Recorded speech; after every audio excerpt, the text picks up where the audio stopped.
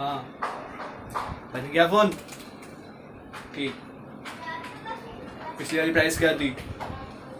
20,000, मतलब 22,000 आएंगे। 22,000 फोन बिकेगा ऐसा।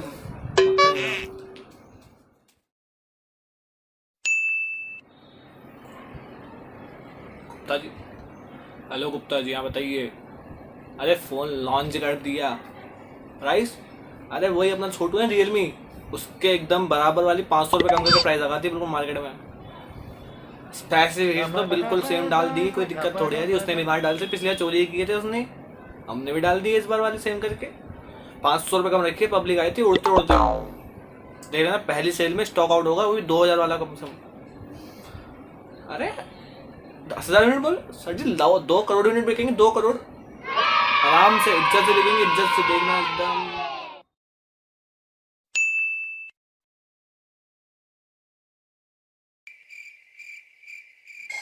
अरे दादा, फोन तो बन गया पर प्राइस क्या रखूं लॉन्च करने वाले दिन पे? समझ में ही नहीं आ रहा क्या करें। सब्जी ला लो, सब्जी सब्जी 10 रुपए, 10 रुपए सब्जी। इस बार रखेंगे फ़ोन की प्राइस वही 10,000 रुपये। कोई बात नहीं, बिक जाएगा। नमस्कार दोस्तों, एंड्रॉइड टेक्निक में आपका बहुत बहुत बहुत स्वागत है। क्या आप भी सोचते हैं कि किस तरह से आकर रियलमी वाले या सैमसंग वाले और दूसरी कंपनीज वाले अपने फ़ोन इतने महंगे, इतने सस्ते, कोई कंपनी बहुत महंगा फ़ोन बेच रही है, कोई कंपनी बहुत सस्ता फ़ोन बेच रही है। आखिर इसके पीछे राज क्या है, पूरी इसकी पूरी कहानी क्या है, किस किस चीज़ में फ़ोन के प्राइस फैक्टर्स होते हैं, किस किस किस किस किस चीज़ पे फ़ोन के जो प्राइस हैं उनको बिल्कुल कैटेगराइज किया जाता है कि हाँ, इसकी फ़ोन की प्राइस इतनी होनी चाहिए, इस फ़ोन की प्राइस इतनी होनी चाहिए और मार्केट में इसकी इतनी डिमांड हो पाएगी। तो बिना किसी देरी के वीडियो को चलिए जल्दी से जल्दी शुरू करते हैं।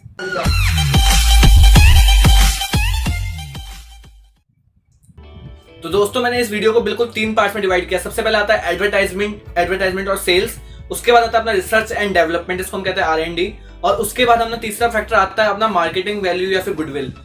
तो इन्हीं फैक्टर्स पे हम बात करेंगे, क्योंकि मुझे ये 3 फैक्टर लगते हैं जिसके बेस पे अपनी कंपनी, जो नई कंपनी होती है, पुरानी कंपनी होती है, अपना एक प्राइस सेट करती है और उसको मार्केट में उतारती है और उसके बीच में हमारे को फोन सस्ते और महंगे मिलते हैं। तो सबसे पहले अपना आता है एडवर्टीजमेंट और सेल्स। अब ओप्पो हो, वीवो हो, सैमसंग हो या दूसरा कोई ब्रांड हो, एक्चुअली किसी किसी ब्रांड की प्राइस तो इतनी हाई होती है कि हमारा मन ही नहीं करता कि इस फोन को ले ही क्यों आखिर। और किसी किसी ब्रांड की प्राइस इतनी कम होती है, हम सोचते हैं आखिर इसी फोन को क्यों ना ले। जैसे कि हम बात करते हैं सैमसंग की, वीवो की या ओप्पो की। तो अगर आप सच में स्पेक्स देख के फोन लेते हैं कि इस फोन के सच में स्पेक्स क्या है और इसके मार्केट में कंपटीशन क्या क्या है, तो आप सच में बोलोगे कि ओप्पो वीवो के जो फोन्स हैं उनके फोन्स में बहुत ज़्यादा हाई प्राइसिंग होती है सैमसंग के तरीके से। और उसी तरह से जब हम रियलमी, रेडमी या फिर दूसरे फोन्स को देखे जाएंगे, जो अभी तो मार्केट में 2 ही कॉम्पिटिशन चल रहे हैं, दूसरे फोन्स हैं बट उतने अच्छे कॉम्पिटिशन नहीं है। तो ये 2 ही फोन है जो अच्छा खासा कॉम्पिटिशन बहुत लोग, बहुत सारी कंपनीज को देते हैं। एक्चुअली होता क्या है ना दोस्तों, एडवर्टीजमेंट पे और सेल्स पे ये जो कंपनीज होती है, जैसे वीवो हो गए, सैमसंग हो गई, अपने बहुत ज़्यादा पैसा खर्च करती है। आप मानोगे नहीं, आपने देखे होंगे वीवो के, ओप्पो के बोर्ड्स हर जगह पे आपको मिलेंगे, दुकानों पे, आपकी गलियों में। आजकल तो आप अगर आप कोई वो सीरियल देखते हो अपने टीवी पे, तो उसमें भी वीवो, ओप्पो के बहुत सारे बोर्ड्स आपको दिखेंगे, उसमें बहुत सारी एडवर्टीजमेंट दिखेंगी कि हाँ, अब हम टीवी सीरियल्स देख रहे हैं या मूवीज देख रहे हैं तो उसमें भी हमको बीच में वीवो और ओप्पो दिख रहा है, या सैमसंग की कुछ एड्स आती हैं। उसी तरह आप रेडमी की देखेंगे, शाओमी की देखेंगे या फिर अपना रियलमी की देखेंगे, तो एड्स आपको मिलेंगी। कहाँ मिलेंगी? यूट्यूब पे या ऑनलाइन कंटेंट पे। ऑफलाइन कंटेंट पे आपको बहुत ही कम, जहाँ पे आप ऑफलाइन मार्केट में घूमते हो तो आपको वहाँ पे एड्स वगैरह कम मिलेंगी। तो उसी बेस पे अपना रियलमी और रेडमी वाले पैसा बचाते हैं, वो अपने प्रोडक्ट पे पैसा खर्च करते हैं, ना कि ज्यादा से ज्यादा एड्स पे। और उसी बेस पे वो उस फोन की प्राइसिंग को बहुत बहुत कम रखते हैं। और सेल्स पे भी उतना ज्यादा ध्यान देते नहीं, वरना अगर वो सेल्स पे ध्यान देते तो कभी भी उनके फोन आउट ऑफ स्टॉक नहीं होते। और सैमसंग के हो गए, वीवो के हो गए, ओप्पो के हो गए, इनके फोन के कभी आपको आउट ऑफ स्टॉक नहीं मिलेंगे। जब तक फोन पुराना नहीं होता, इनके स्टॉक मार्केट में पूरे भरे रहते हैं। क्यों? क्योंकि ये लोग अपने प्राइसिंग में बहुत ज्यादा ध्यान देते हैं और उसके साथ अपने एडवर्टीजमेंट में बहुत ज्यादा ध्यान देते हैं। तो एडवर्टीजमेंट और सेल्स पे ध्यान देने के चक्कर में, जिस पे पैसा इनका बहुत ज्यादा खर्च होता है, तो वो फोन पे पैसा नहीं लगा पाते, फोन पे उतना सस्ता डिस्काउंट नहीं दे पाते। तो इसलिए उनके फोन के प्राइस ज्यादा महंगे होते हैं और इसलिए रियलमी और रेडमी वाले के फोन, जो शाओमी वाले फोन हैं, वो थोड़े सस्ते होते हैं। अगला आता है हमारा research and development. Research and development आपको अगर नहीं पता तो मैं बताता हूँ। एक्चुअली R&D जो होती है, जो रिसर्च एंड डेवलपमेंट जिसको हम कहते हैं, वो हर एक कंपनी का बेस होता है। अगर रेडमी अपना मार्केट में शेयर बढ़ा रहा है या रियलमी या सैमसंग मार्केट में शेयर बढ़ा रहा है, उसका मार्केट में वैल्यू बढ़ती जा रही है, तो किस लिए बढ़ती जा रही है? क्योंकि उन्होंने अपने फोन पे कुछ ना कुछ इनोवेशन दिए, उन्होंने अपने फोन में कुछ ना कुछ ऐसे नए फीचर्स दिए हैं जो पुराने फोन में आपको नहीं मिल सकते थे। अब आप सोचते हो कि कैसे सेम टाइम पे रियलमी वाले, रेडमी वाले सेम फोन लॉन्च कर देते हैं। क्या उनको पहले से पता लग जाता है कि ये रियलमी वाले जो फोन है और रेडमी वाले जो होंगे वो सेम ऐसे फोन आने वाले हैं? बिल्कुल नहीं दोस्तों। एक्चुअली होता क्या है ना, मार्केट की सिचुएशन को देखते हुए या फिर नए नए अपने जो टेक्नोलॉजी को देखते हुए वो फोन्स को बनाने स्टार्ट काफी टाइम पहले कर चुके होते हैं। एक फोन को बनने में कम से कम 5 से 6 महीने लगते हैं कि हाँ उसका एक R&D चालू हो गया, उसका पूरा डिजाइन बन गया, उसके अंदर के पूरा सॉफ्टवेयर बन गया।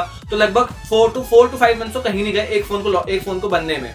तो जब तक अगर हम सोचेंगे कि हमने आज से जैसे R&D चालू करी तो अगर हम 5-6 महीने बाद दूसरा कोई फोन बनाते हैं तो वो फोन बेकार हो जाएगा, क्योंकि आज की जो टेक्नोलॉजी है वो आगे तक के काम नहीं आएगी। तो हमें आगे की टेक्नोलॉजी देखनी पड़ती है जो R&D में ही हो पाती है। अगर किसी का R&D सर्विस सेंटर आपको यहाँ पे मिलता है, जैसे कि ओप्पो का एक बहुत ही बड़ा रिसेंट डेवलपमेंट आपको अपने इंडिया में मिल जाता है, जो कि मेरे ख्याल से साउथ के साइड में कहीं पे है, और Xiaomi वगैरह के हैं या नहीं मैंने उतने बारे में सर्च नहीं किया, बट यू कैन सर्च। तो उस बेस पे भी उनके पैसे लगते हैं कि हाँ जो कंपनी कम पैसा खर्च रही है। आप देखते हो कि नई जो कंपनीज आती है वो अपने फोन उतने महंगे नहीं बेचती है, क्योंकि उनकी R&D उतनी ज्यादा नहीं है। उन्होंने अपनी R&D पर पैसा कम खर्च किया है। जैसे आप इन्फिनिक्स को ले लो, या फिर दूसरी कंपनी जो आ रही है आपकी टेक्नो हो गई, वो थोड़े पैसे वो पुरानी कंपनी से, तो टेक्नो जैसे वो कंपनीज आपको थोड़े से हाई प्राइस भी इसलिए देती है क्योंकि उन्होंने अपने R&D में पैसा खर्च भी किया है। उन्होंने R&D में पैसे खर्च किया, बट उन्होंने कभी ये नहीं देखा कि मार्केट में प्राइसिंग क्या हो सकती है, तो इसलिए उनके पैसे थोड़े से हाई भी होते हैं कई बार, और किसी कंपनी के लो भी होते हैं। तो बात समझता हूँ दोस्तों, मेरे को समझ में आ गई होगी। तीसरे पॉइंट पे। तीसरा पॉइंट आता है मार्केटिंग वैल्यू और गुडविल। आपको मार्केटिंग वैल्यू तो समझ में आ गई होगी कि मार्केटिंग वैल्यू किसी फोन की कैसे डिसाइड हो सकती है, कि मार्केटिंग वैल्यू होती क्या है। गुडविल क्या होती है अगर किसी को नहीं पता, अगर आपने कभी कॉमर्स सेक्शन में नहीं होगी तो गुडविल पे मैं बताता हूँ। गुडविल वो होती है कंपनी की कोई एक वैल्यू, कि आपके यहाँ पे कोई फेमस कंपनी है, आपके यहाँ पे कोई फेमस चार्ट वाला ले लीजिए, तो उसकी बहुत अच्छी गुडविल है। अगर वो बंदे की जगह पे कोई दूसरा बंदा भी आके काम करना स्टार्ट कर देगा, फिर भी वो बंदे की जो दुकान है वो बहुत अच्छी चलेगी, क्योंकि उसको सबको पता है कि यहाँ की जो स्पेशलिटीज हैं, यहाँ की जो चीजें वो बहुत अच्छी मिलती हैं। वैसे ही कंपनी के साथ सेम होता है। सैमसंग हो गया या फिर जो दूसरी पुरानी कंपनीज हो गई, वो अपने कोई भी ऐसा नया फोन लॉन्च कर दे, है ना, लोग उसको लेते ही लेते हैं। जैसे कि सैमसंग की J सीरीज काफी टाइम पहले आई थी, जब नया 4G आया था तो सैमसंग की J सीरीज काफी चली थी, क्योंकि सैमसंग की वैल्यू मार्केट में काफी ज्यादा थी। दूसरे फोन ने भी 4G दिए थे, सस्ते 4G दिए थे। लेनोवो हो गया, अपना माइक्रोमैक्स हो गया, लावा हो गया। मैंने खुद ने लावा का फोन परचेज किया था, मेरे फ्रेंड ने सैमसंग का परचेज फोन किया था। अब दोनों के फोन में लाइफ दोनों की सेम थी, और जबकि उसका फोन का प्राइस लगभग मेरे फोन से 5000 एक्स्ट्रा था, उसमें जबकि 1 GB रैम थी और मेरे फोन में 2 GB रैम थी। तो सीन यहाँ पे आ गया था दोस्तों कि सैमसंग ने अपना मार्केटिंग वैल्यू इतना बना रखा है, वीवो अपने अपना मार्केटिंग वैल्यू इतना बना लिया एडवर्टीजमेंट से, या फिर अपने फोन के थोड़ी क्वालिटी अच्छी देकर, या फिर जो भी आप सर्विसेज कह सकते हो कि हाँ अच्छी खासी सर्विसेज मिलती हैं, अच्छे खासे पैसे लगते हैं तो अच्छी खासी सर्विस मिलेगी भी।